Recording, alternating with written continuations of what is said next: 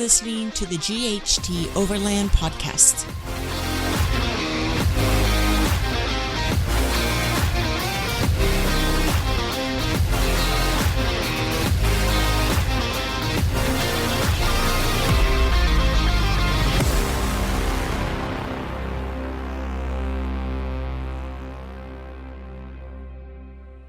Be sure to tag us on the social medias so we can see what kind of awesomeness you're up to. Hashtag GHT Overland. This episode is brought to you by GHT Overland. Please keep in mind we'd love your support. Keeping all the algorithm spirits happy is kind of necessary.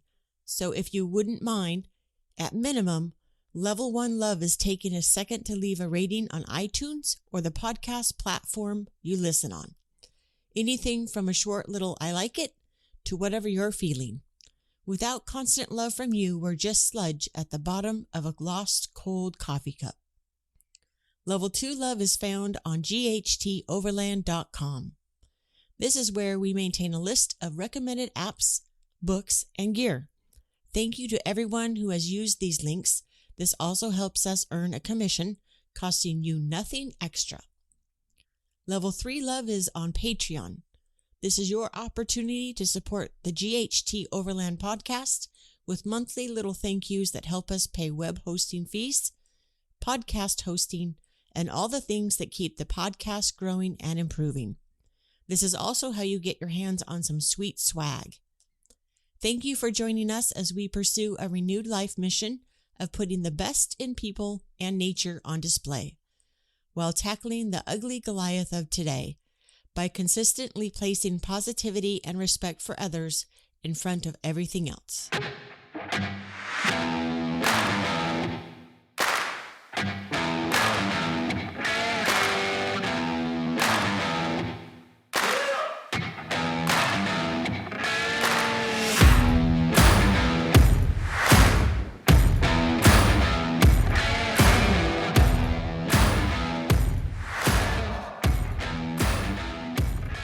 Welcome back. Thank you. Thanks for joining us today. Back in the recording studio / living room. Whoop, whoop. In a hot, sunny Portland, Oregon. We are back in Portland. We just closed a deal with the condo, so that is now sold. We've got 30 days to be out of here. And then we'll be literally home free, both from our own home and somebody else's place that we fixed up. So it'll be exciting. It's going to feel good. But it's hot here, so it's nice to come back to warm weather. It is, 98-ish the last couple of days? Yeah. And I was Nice. looking at the weather. It's promising to be like 102, 103 over the weekend. Woo. Should be a sizzling good time. Let's go to the river. Can you not laugh at my jokes? It was hilarious. Yes. So now we're back. We're kind of going through some of the national parks that we went to. And currently, today, we're going to talk about Canyonlands National Park in Crystal Geyser, which Lisa referred to as Glacier Geyser. Glacier Geyser for some odd, weird reason. Where did you get glacier from? It was like 102 there. I know. I Was have it the no same idea. temperature there then, 2.5 months ago, as it is here now? I know. I have no clue. My apologies. Crystal Geyser. I can just hear everybody saying, "We accept your apologies, Lisa. Don't worry about it." But what a magical place, no? Oh, absolutely. Like, I had no expectations whatsoever going into or thinking of Canyonlands. And it was jaw-dropping. It was cool. You say that a lot. I know I do. You're abusive of the word jaw-dropping. No, I've just never gotten out. So everything's jaw-dropping. It's true. There's facts to that. There's facts. So speaking of jaw-dropping, talk about unexpected. Let's jump into Canyonlands National Park. Now, as I'm sure most of our listeners are aware, there are 63 national parks within the all-encompassing, much bigger 423 total destinations within the national park system. That's a lot. How do you like those facts? That's a lot. The Google machine is pretty smart. It is a lot. So how do you decide where you're going to go, where you're not going to go? I know. And then, so to be clear, the 423, if your eyeballs just popped out when there are not 423 national parks, you are correct. That includes national monuments, seashores. Lisa, we have not yet been to a national protected seashore, I don't believe. Unless we incidentally went through one in California or Oregon and we just didn't know it because there wasn't a big sign that says, hey, you're here. But I don't think that we have. I think most of them, maybe in Texas or in the Gulf of Mexico, Florida. I'm not sure. We'll have to do some research. I didn't do any research in that prior to, but that is not what we're talking about today. It includes those seashores, recreational areas that you've probably heard of before. So like a national monument is probably the bigger one, which begs the question that we had brought up earlier. How on earth do you decide where to go and what to skip and what's really worth allowing that extra time for that's going to be something that you're interested in? Well, I think a lot. So we just got back from close to 3 months of travel, and we hit 12 national parks. We have more than that. I don't know the number, but it was more than 12. It was a really impressive amount because we specifically chose a route that went through pretty much all of them.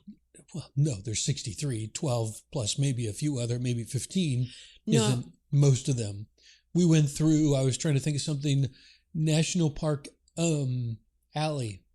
We chose the primary spots and we just boom, boom, boom, boom, boom, because we were intentional in our planning. Right.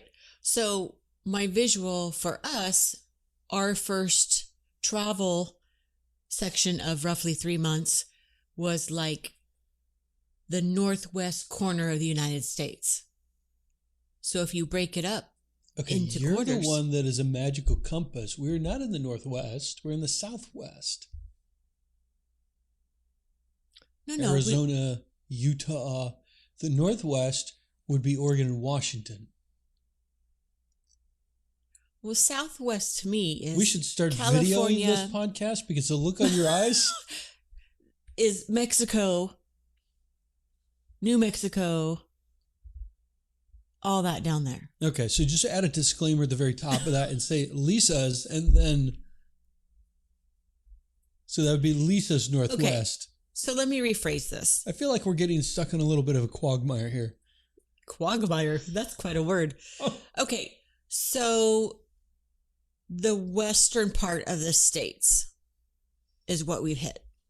What's a good example that you can think of a national monument or a national protected area within the national park system that we have gone to that we both went, why are we here? None. By gosh, we did. You remember? You probably don't, because I had planned this intentionally. I thought it would be really cool to go through the national grasslands in South Dakota. And I think that proves my point now that I think about it, because you don't even remember being there. Wait. That it was a nationally protected within the national park system area. That was not Because all you did, recent travels. Well, not recent, no. So don't throw that at me. 7 years ago.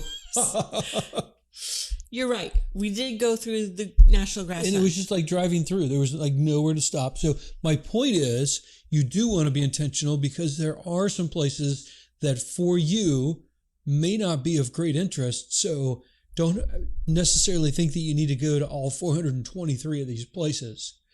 So Lisa, that said, what we did do is if it falls within those 63 national parks, we have committed to making the time, and Canyonlands is one of those places falling off most people's radar with the exception of the, the Mesa Arch. Correct? Do you remember the Mesa Arch? Oh, I remember the Mesa Arch. Because you couldn't even stand up when we got there. Well, it's when you look through and over, you're not expecting a complete sheer drop. At least I wasn't. Maybe you shouldn't look through and over everything. Maybe you should just look at it for face value. But I wanted to see what's on the other side. Well, did you? I did look. And Nothing. Then my equilibrium was Turned kind of off. off. And so I sat down. Short-circuited? An equilibrium short-circuit moment. Yes. And then I sat down. It was awesome. But it was mind-blowing, right? The difference between like Arches and Canyonlands regarding the amount of people, or I guess their lack thereof. So in Arches, you needed a reservation to get in. And in Canyonlands, did we even have to stop and show our pass?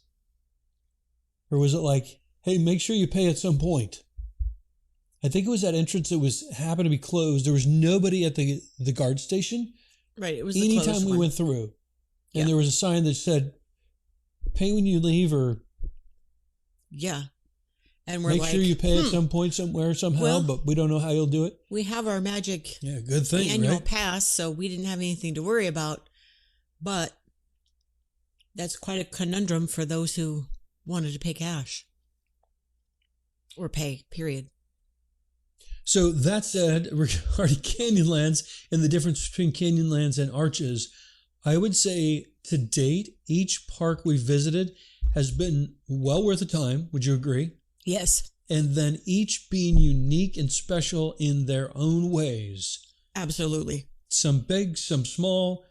I guess what I would say is Canyonland National Park holds the potential to be the biggest surprise for someone of all the national parks when they go.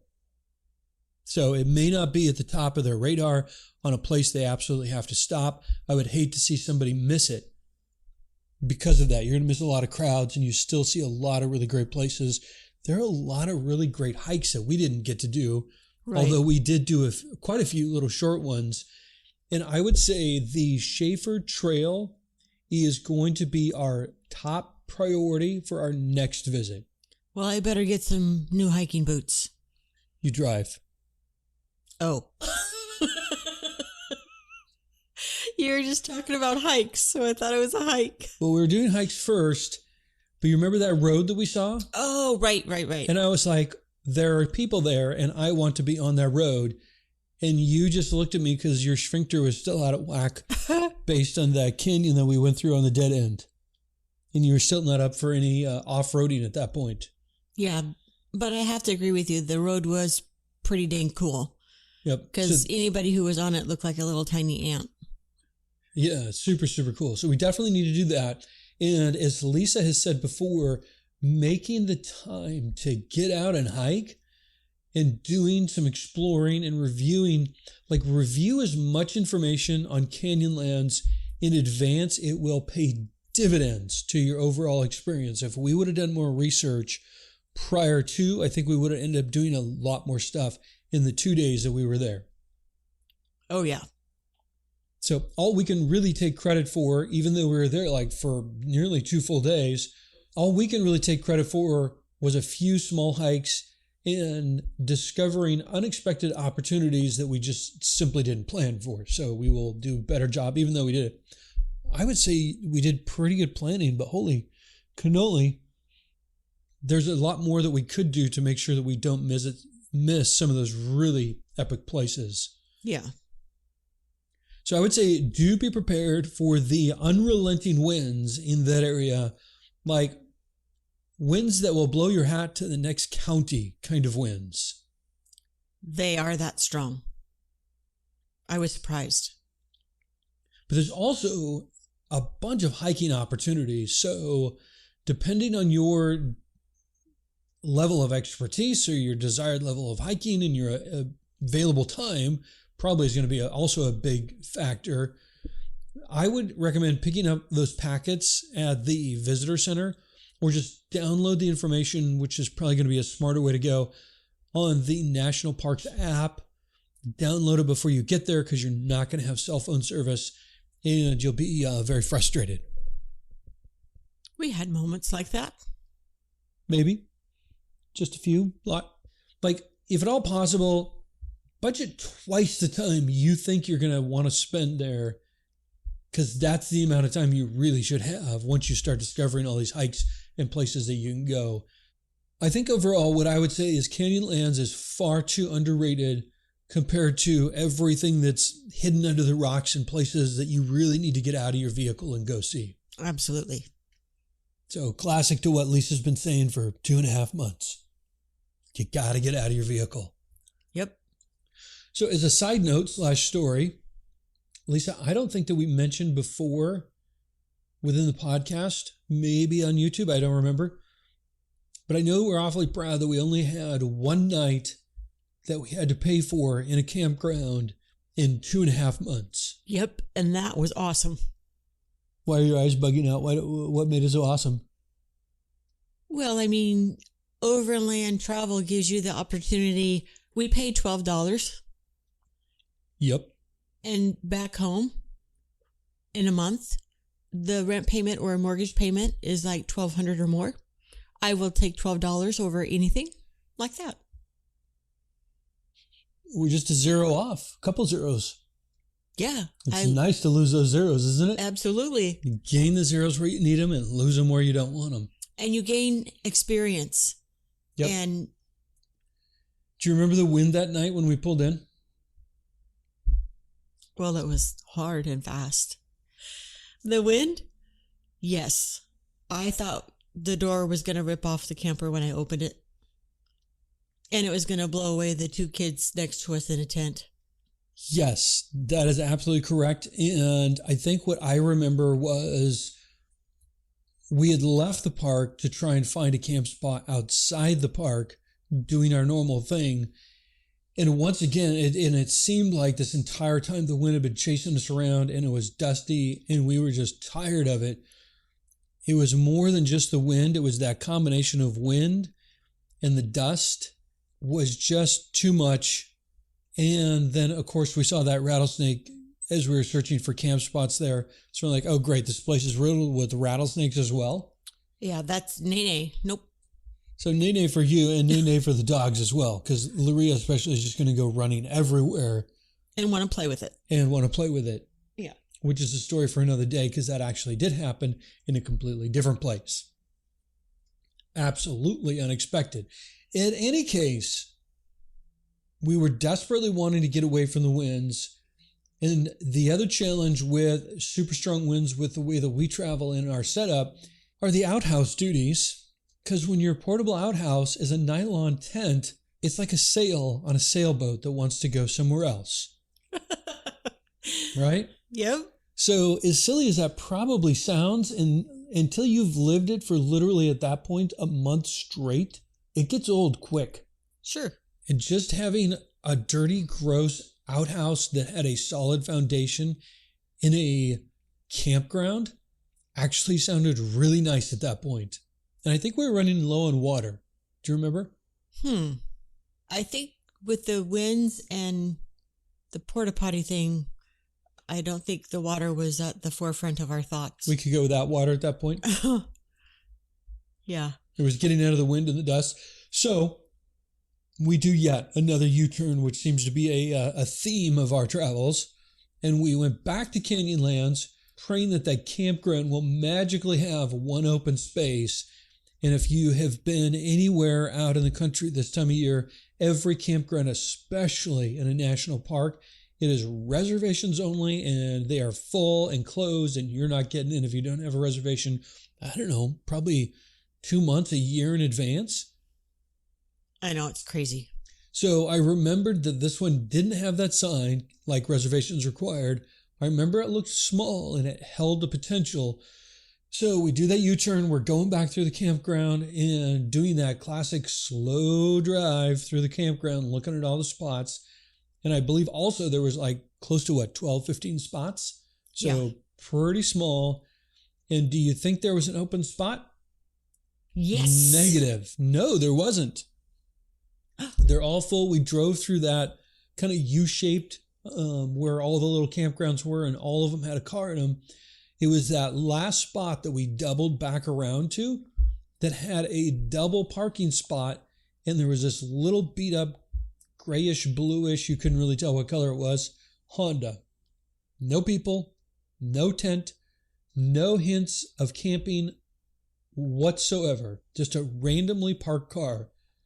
So we backed into that spot next to the car to investigate. Now, do you remember? Yes. Yeah. And then as soon as I got out of the truck, two young guys appeared out of nowhere with unending apologies. Confused, I quickly discovered they thought we had the spot reserved and they had parked in our spot. And of course, we had those winds gusting like at 50 plus. So I told them if we could use the parking spot next to their car, I would pay for the spot and they could go about their original plans. I felt like we won the lottery. They looked at me shocked as if they won the lottery. And it was super cool to see these two young guys who are probably lifelong friends out on an adventure together. And I think they were from Michigan. Sounds about right. So they set up their tent as we have watched with added gratitude for Victor and his immense strength in the wind.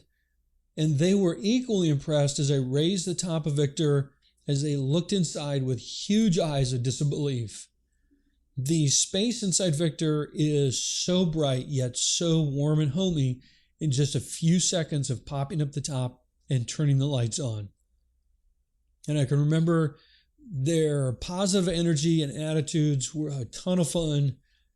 And of course, I'm remembering at that point all the things that I had gone and done at that similar age. But it was a little entertaining to watch them laughing and having a good time as they continued to run around their tent and reinforce what the wind just blew over to just return to the other side again to try and keep that thing up. Yeah, they eventually resorted to finding big rocks. Yep. And then, so we're setting up dinner. They're doing their dinner thing. Totally lost track of them. And then I go to take Luria out for her last potty break for the night and was shocked they had vanished.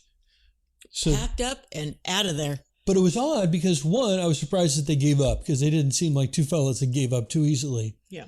But at the same time, I don't blame them. But equally, we never heard them because the wind was so loud. Yeah.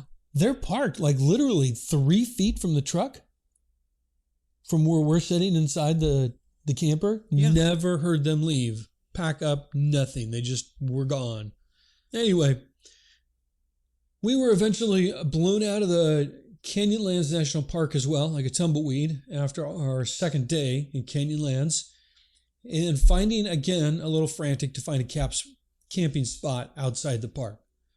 Luckily, Lisa had 3 possible spots already planned out. So thank you for that, Lisa. You're always welcome. Takes a lot of stress off the whole afternoon adventure, because usually 3-4ish is kind of our goal to start either heading to camp or know where we're possibly going to camp.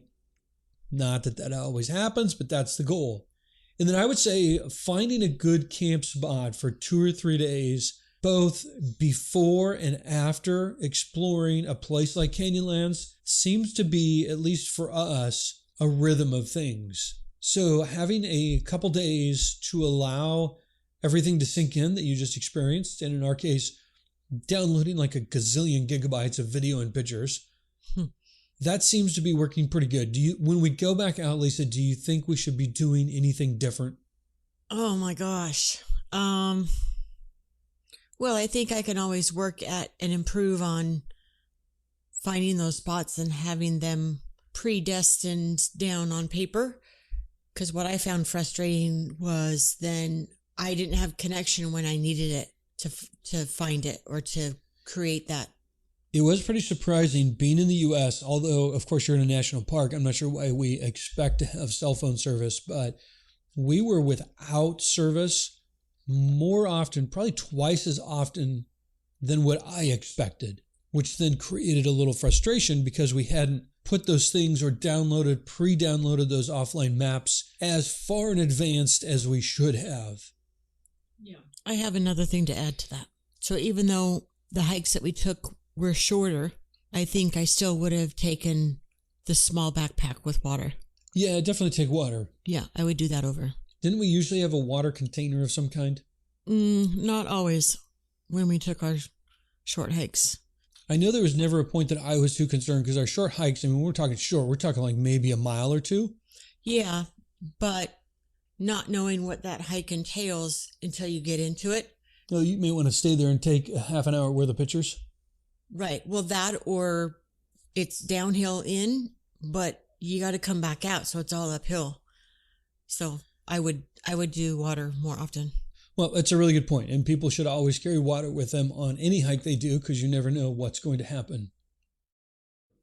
Getting back to where we were, Lisa, I think the biggest thing or one of the things that kind of came to fruition that we had learned from Eric and Brittany of Our Less Life is that you'll eventually find your travel rhythm.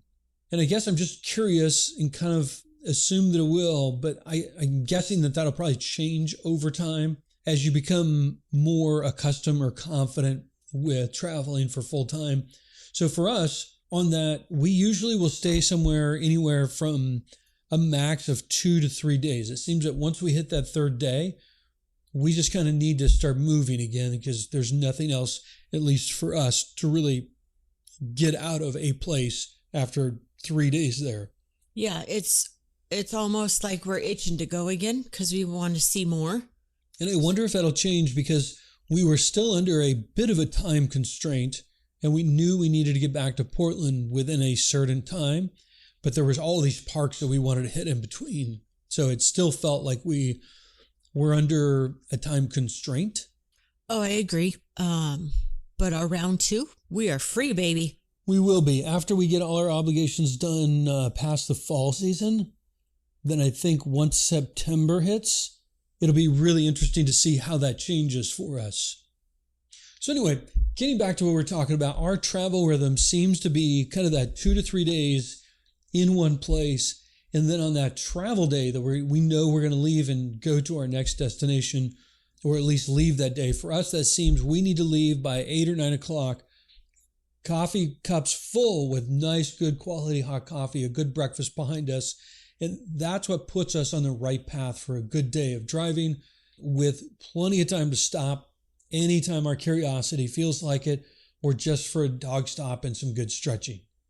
The other thing that comes to mind is another lesson that we learned from Izzy and Phil of the Gapticators, and that was planning. That wasn't too long ago, so I don't know if you remember that. Planning and being more intentional. And as romantic as it sounded, just pointing the truck in a somewhat desired direction, balancing this with a little research on points of interest, places to explore, possible hikes, along with a few possible camp spots. That is what has proven to be the best days and the most relaxed. The combination of lessons learned along with a little help from iOverlander landed us at Crystal Geyser. Worth noting, this was our option 2 spot for the night, and I am glad that we decided to pass on that option 1 that we pulled in, and it was just kind of that flat, deserty area, pretty close to the freeway. And we were both like, this is easy and it's legit to camp here, but let's go check out that second spot. Yeah. And although Crystal Geyser had a regular flow of visitors, if anything, it was super cool meeting a few of them, especially our neighbors for one of those nights that were from Europe, heading north for the summer after spending the winter in Mexico. However, I am still in a little bit of shock that they had zero interest in going to Alaska. But hey, respect. They came from cold and snow and only traveled in warm, sunny climates. And that, my friends, is what is so cool about overland travel. Go and be literally wherever you want, whenever you want, in whatever climate you want. Now, back to Crystal Geyser. Crystal Geyser is about 10 miles south of Green River, Utah.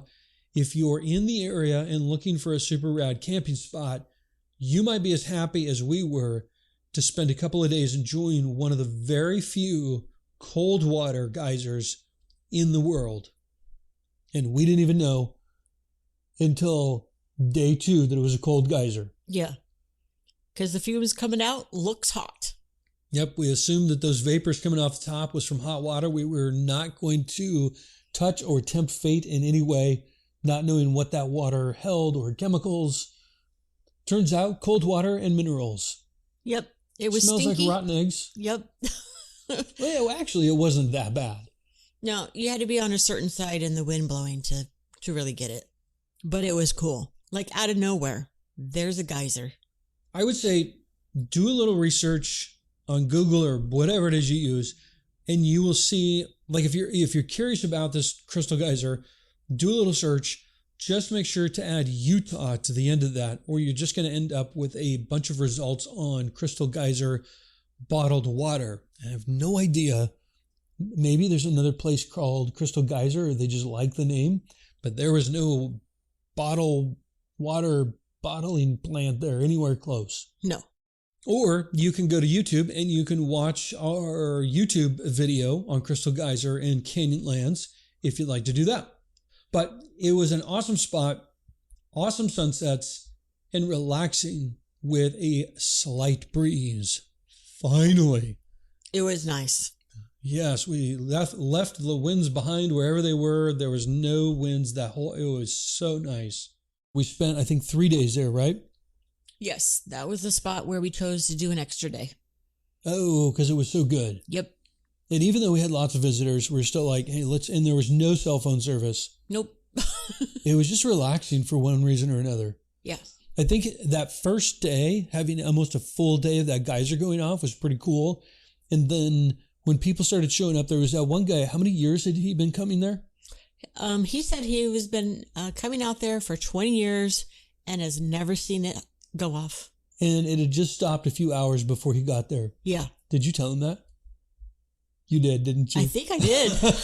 I mean, there's no reason not to, but I just feel bad for him. I know. He's been coming there for 20 years. And like, oh, well, it was going off for the last 12 hours, but quit about an hour ago. About 3 o'clock. Poor guy. So I hope someday he hits that. And so you know that if you're going to go to Crystal Geyser, there is a chance it may never go off. Yeah. Because there is no schedule. It is not Old Faithful. Nope. Faithful is nowhere in the words of Crystal Geyser. Yeah. And if it does go off, it's not guaranteed that's going to go super high. It could just do a little bubble around the bottom. Which is kind of basically what it did. Well, it did a little more than bubble, but it didn't go like the 100 feet up. Right. That it used to do, or what it will do on a rare occasion. Yeah. Nonetheless, very cool. Yeah, it was. So I think the last thing to mention on this particular trip was and it really seems like it's those last second spots that it's like, oh, why not? Let's go check it out. And then I'll take a sharp left. And Lisa, look at me. Where are you going? And there was those light blue buildings that looked interesting and abandoned. Oh, yeah. And I thought, why not check them out? Like, we're not in a hurry. Exactly. We have really nowhere to be. So that's spontaneity, spontaneous. Uh-huh. Those spontaneous decisions last minute for me seem to be like those extra little gems on top of those memories of places that we've gone. Yeah. Like we were there a total of maybe 20 minutes. Right. But it's given us great stories to tell. New Area 51. Look that up on the Google machine as well. Actually, we haven't to find out more information, but it was kind of a creepy /history /interesting place to go. Yeah. All kinds of graffiti in there, all kinds of broken stuff. People had banged the place up pretty good, but super interesting to be in a place that, what were they originally used for and built for? For missiles. Yep. Yeah. Maybe I should have done a little research before we recorded this, but it was interesting. Mm-hmm. The history behind what used to happen there back whenever it was built was interesting to think about. Yeah. And then all the graffiti and weird language and things that people had written in there. I thought, I wonder how interesting this would be to show up like after dark with no lights and tell ghost stories. You may get a visitor of another kind. Like a missile? No, just a past spirit. Past spirit. Aliens? Do you think aliens land at New Area 51? It is the new Area 51. Where is the old Area 51? Isn't that in Nevada? More research needed. Yeah. Research not done. So let's wrap it up, Lisa. We went to Crystal Geyser. Yep. That was after Canyonland. So we had gone to Canyonlands National Park. So if we put it in the right order, because I was a little mixed up, so I apologize. We had camped Well, not necessarily. We had camped at Canyonlands National Park, the only park that we ever paid money to park at in 2.5 months. Mm-hmm. However, we had gone through Canyonlands that day. We had left to camp outside the park. That was a failure. We did a U-turn, came back to the park, stayed the night. The wind had died down by the morning, which is super awesome. Then we went to Mesa Arch. Yep. So we spent some of the day still in Canyonlands. Yeah.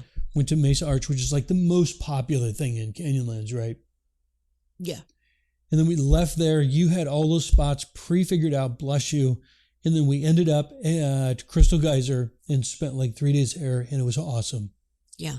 It was relaxing, and it was an area, something that we had never done before. Right. And completely unexpected, which made it, I think, probably a little more special. Yeah. And it was a legit place to camp. You knew that nobody was going to be knocking at the door at 3 o'clock in the morning. Right. Anything else you want to add to that, Lisa? Any lessons learned? Anything that really sticks out in your memory? We're going to go for round 2 for sure and do more hikes. Oh, I think that was the other thing. Really good point. And take more water. And take more water. I don't want to cut you off because I do that quite often. Go ahead. Anything else you wanted to say? Those were the 2 top things that come to mind. Wasn't that 3? More hikes and water. 2. Hikes and water. Go back. You said go back. Oh, round 2. Yeah. Yeah, round 2. So see, 1, 2, 3. Canyonlands was also a place that kind of tipped the scales for me. Originally, I was more, why would you go back to these places? Like, go spend a bunch of time there, get it out of your system so that you don't have to do a U-turn and go back. And I think one of the things that I really pulled away from Canyonlands was you're going to go back, and that second time is going to be better than the first time. That first time you're kind of like high-centered on... like the overall... yeah, just the wow factor. Yeah. Like you're like, I was not expecting this whatsoever. Right. This is amazing. You're just kind of wandering around. That second time that you go, you can be a lot more detailed and a lot more intentional because you have some experience. Right. So I think doing a second round into a lot of these parks that we went on this trip, maybe early next spring before it even gets that warm, would be a lot of fun to do and spend a lot more time there. And we will already have all of our camp spots figured out if we want to stay in the same places. True. And we won't have the stress of searching for places. Yeah. So that'll be kind of cool.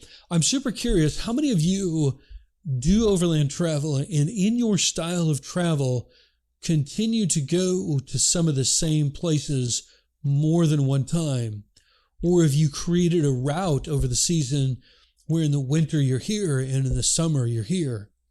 That would be super interesting to learn about, something I've been thinking about quite a bit lately. Yeah. Well, amongst our 3 months, I truly liked going places and getting to and following the warmer, nicer weather. Because where we come from, the Pacific Northwest can be pretty wet. Oh my gosh. Yes. And we got that one right. It was reading messages from people, friends and family back home that are just praying for sun. I'm done with rain already, over and over for that entire 2 months. I feel like we kind of got to skip on the end of winter and got an extra 3 months of summer in our world compared to what everybody else here is going to get. It's definitely summer now, which is cool. And it's also funny, not to carry on, but we're already acclimated to that warm weather. And it's 85, 90, and they're all dying. And we're like, this feels good. Not that hot. So it's just what you're acclimated to, which is interesting. Yeah. So I think that wraps up this one as we now wrap up things in this condo over the next 30 days and get everything out of here and into storage. It is going to be a busy August for us. Yeah. So that'll be fun. You will hear from us in another 2 weeks. We just recorded an episode yesterday that we're super excited to put together and release in a couple weeks. So look forward to that. And in the meantime, we hope you have a wonderful couple weeks. Thank you. Happy summer. Happy summer. Yeah.